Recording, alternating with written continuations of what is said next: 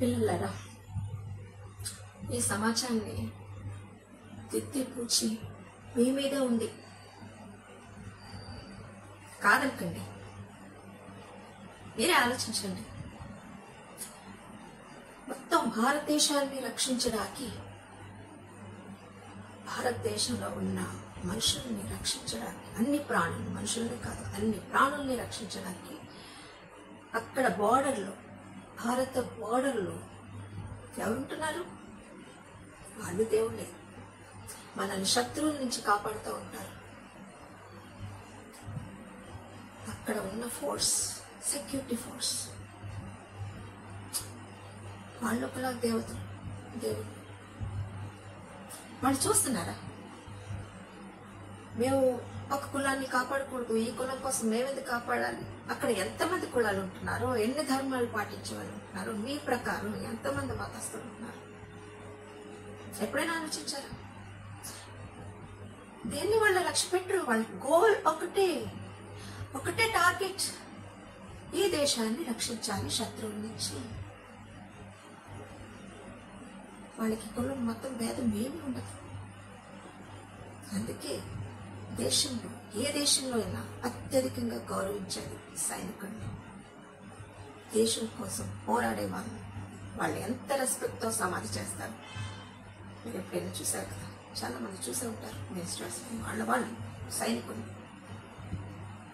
ఒక చిన్న ఉద్యోగి, అందులో ఒక చిన్న సైనికుడు చనిపోయినా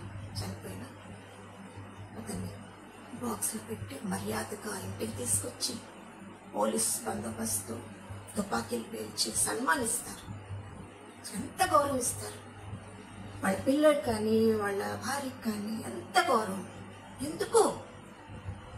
వాళ్ళ జాతి, ధర్మం, మతం ఏమి చూడరు. మనిషిని జస్ట్ మనిషిగా ఆలోచించి దేశాన్ని రక్షించాలి, ప్రతి మనిషిని నేను రక్షించాలి. అక్కడ అక్కడ ఉన్న వాళ్ళు కూడా, బార్డర్ లో ఉన్న వాళ్ళకు కూడా ఏ తేడాలో ఉండవు. పంజాబీ వెళ్తాడు, బీహారీ వెళ్తాడు, తెలుగువాడు వెళ్తాడు, మొత్తం ఎన్ని రాష్ట్రాలు ఉన్నాయి, మన అందరూ వెళ్తారు. కానీ అక్కడికి వెళ్ళాక వాళ్ళు యునైట్ అవుతారు. ఒక్కటే వాళ్ళ ధర్మం, ఒకటే రక్షణ, సెక్యూరిటీ ఫోర్స్. ఎంత గ్రేట్. రాత్రనక పగలనక ఎవరి కోసం కష్టపడుతున్నారు? మన దేశంలో శాంతి భద్రత ఉండడానికి కదా కష్టపడుతున్నారు. ఈ దేశంలో ప్రతి మనిషి ప్రశాంతంగా రాత్రిపూట పడుకుంటున్నారంటే వాళ్ళ బట్టే కదా. ఆలోచిస్తున్నారా? వీళ్ళ క్రిస్టియన్స్, వీళ్ళు చంపేయాలి, ఎవడో శత్రువు వాళ్ళ పంపించేద్దాం, వాళ్ళు చంపేయాలి, వీడు చిన్నవాడు కులం తక్కువడు, వీడు చంపని, వాడొచ్చి చంపేయాలి అని చేస్తున్నాడా? వాళ్ళ డ్యూటీ, వాళ్ళకి దేవుడు ఏర్పాటు చేసిన వాళ్ళ డ్యూటీని వాళ్ళు ఎంత చక్కగా నిర్వహిస్తున్నారు. మన కోసం, మన ప్రాణాలు కాపాడడానికి, మన పిల్లల్ని, మన ప్రతి ఒక్కరిని కాపాడడానికి. మన హాయిగా ఏసీలో నిద్రపోతున్నామంటే ఇవాళ వాళ్ళ బట్టి. వాళ్ళకి మొత్తం దేశం గౌరవిస్తుంది.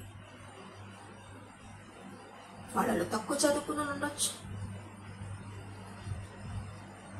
తక్కువ కులం వస్తుండొచ్చు, మీ బట్టి, మీ ప్రకారం. నేను చెప్పాను కదా, అసలు కులమే లేదని. మీ ప్రకారం ఇప్పటికైనా మారితే మంచిది, మీ మనసులో తీసేస్తే మంచిది. బట్ ఇప్పటికీ చాలా మంది నాకు చెప్తున్నారు, వాళ్ళకి కొంచెమైనా కనువిప్పు కలిగితే చాలు.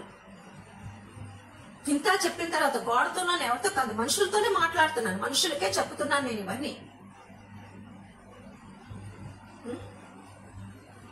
మిమ్మల్ని కాపాడటానికి అక్కడ ఏమీ ఆలోచించట్లేదు, వాళ్ళది ఒకటే. మరి అలాంటప్పుడు భారతదేశంలో ఉన్నోళ్ళు ఎందుకు వాళ్ళలాగా ఆలోచించరు? ప్రతి ఒక్కరిని రక్షించడం నా ధర్మం అని ఎందుకు ఆలోచించరు?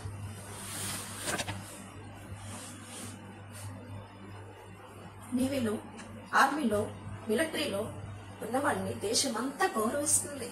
ఎంతో రెస్పెక్ట్ వాళ్ళకి. ఎక్కడికి వెళ్ళినా వాళ్ళకి ఎంత గొప్పగా ఉంటుంది తెలుసా పేరు. నేవీయా, ఆర్మీయా, మిలిటరీయా, చాలా గ్రేట్. ఎందుకంత విలువ వాళ్ళకి?